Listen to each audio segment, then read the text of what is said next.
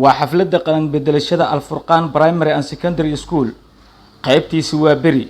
dufcadu waa tii 14aad ee dugsiga sare oo lagu daray dufcada 17aad ee dugsiga dhexe waana in ka badan 200 oo arday kuwaas oo u dabaaldegaya maalinta farxadooda ku daahfurashada aayadaha quraanka kadib أعوذ بالله من الشيطان الرجيم قد كان لكم آية في فئتين التقتا إغلان ليبان آذان أو كمدا قلن جبياشا الفرقان برايمري and secondary school أيا إريا سوغانيت كسو دويسي مرت شرف كي مدشا يسيغو يمد سلام باحد وين وبقى عن كسو جرى سلام تاسو درجة سريسو سيدي سحا ملق أكبوحا صدري إذن كاكت مسلوك عن لهين لقو دايها سمريو سورة داها قرآن كيو صدر إلهيو عن لالا سمان جيرين أيان إذن سيدايو سمي إيغا قدوما قار كمدا أردايدي كأفلحدي هويغا تعلين تتايسانا الفرقان oo wejiyadooda laga dheexan karay laba farxadood oo kala ah kamir dhalinta dadaalkoodii muddada qotada dheer iyo ku baasida imtixaanka dawliga oo ay ku baaseen dhamaantooda ayaa hadallo qiiro badan ka jeediyay goobta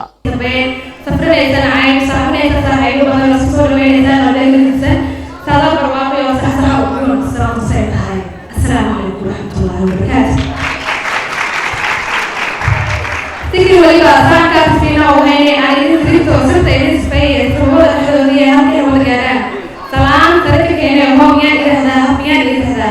أولا السلام عليكم ورحمة الله وبركاته كيف السلام المعلمين في شرف البلد يعطيني عاد الغروب بدي يقدم بسبب الحاسين الغروب البلد خاصة أنها هو مرينا يا عبد الله من السوق إلى أمام بين السكر السوق وحد إلى يا مريم أولا السلام عليكم ورحمة الله أنا أقول أخرم موسى عثمان عبدو أنا خلينا نجيب سكولك الفرقان قالها سكولك دقمة وابري ما كو فرح سنة هاي أنا قول أخوي صومالي ده تطلع عروض كانوا من نقطة أرضي ده سنة كهلاء وصل تقولي إن واحد برضو وهاي قبل يا اللي يجرين المغرب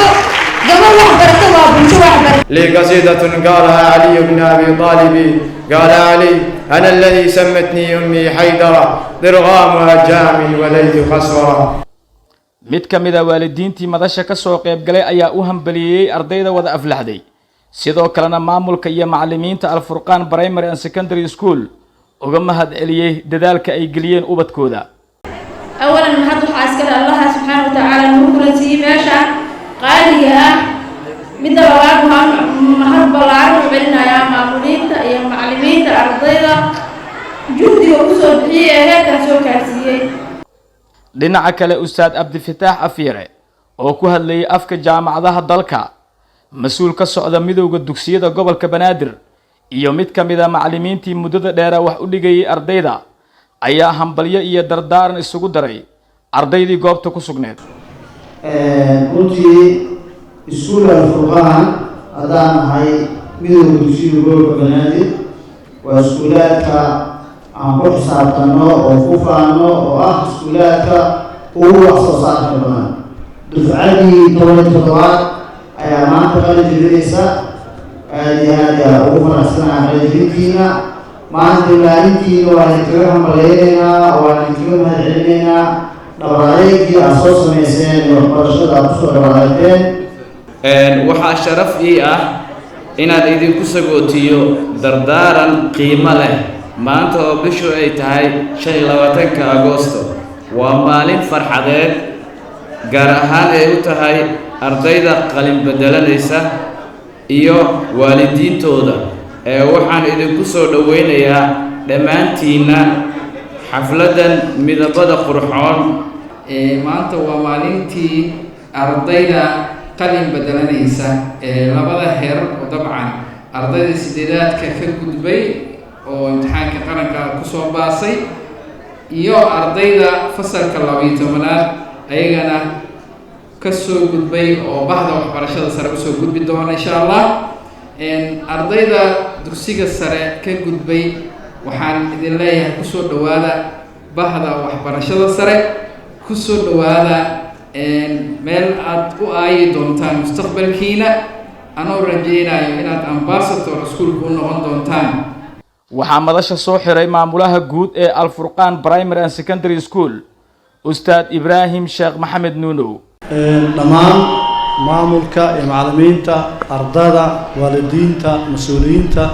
iyo mas'uulka socda gobolka Banaadir midowga dugsiga gobolka Banaadir waa maasantihiin kasoo qaybgalka kasoo qaybgashay xafladan qiimaha badan oo maanta loogu dawaaldegaayo ardada dufcadii 14aad ee dugsiga hoose dhexe sare Al-Furqaan maanta ka qalin bedelayso iyo ardada dufcadda 17aad ee dugsiga dhexe waxaan leeyahay aad iyo aad u maasantihiin kasoo qaybgalkiina iyo sharfida aan sharafteen maadaama aad ku casuumnay iyo intii abaabushay xafladan runtii dadkii iga horeeyay waxay soo jeediyeen hadallo qiimo badan oo guubaabo iyo dhaxalgal ah iyo jaamacadii halkan ka hadlay iyo mas'uuliyiinta dhammaan iyo waalidiintiiba marka wixii hadal ah waa la dhameystiray ana waxaan rabaa laba arrimood tan koowaad inaan idin bogaadiyo ardada foomfoorada ka baxayso oo u gudbay marxalad dugsiga oo ka gudbay marxalad dugsiga sare oo u gudbay marxaladda jaamacadaha oo inay marxalad waxbarashadooda hore u sii wataan oo waxbarashadii sare ay bilaabaan inay dhiirigelin u soo jeedino anagoo matalaya maamulka dugsiga Al-Furqaan waxaan leeyahay waxbarashadii waxaa ka gudubteen marxalad asaasi ah waxaan u gudubteen marxaladii rasmiga ahaa oo waxbarashada sare ah marka fadlan yaa la fariisanin horaha loo sii wado waxbarasho meesha kuma dhamaanin hadda waxaa qaadateen waa hal qayb oo ah qaybta hoose dhexe sare marka waxaa idin sugaya waa wado dheer oo juhdi badan iyo dadaal badan u baahan waxaan kaloo mahadcelinayaa waalidiintii ardadaas waqtiga geliyey oo tarbiyadooda aqoontooda dhiirigelinta iskuulka dhammaan garab taagnaa iyo macallimiintii soo barbaaris ardadan ayagana waxaan leeyahay waa maasantihiin runtii dadaalkii aad samayseen mirdhalkiis ayaa la joogaa weli meesha laguma sii ekeynaayo waxaan dadaalaynaa ama ku dadaalaynaa annagoo weli iskaashanayno inaad sii wadataan waxbarashadeena waxaan kaloo u hambaliyeynayaa ardada sideedaadka ka gudubtay oo fasalka form 1 ka fadhiisatay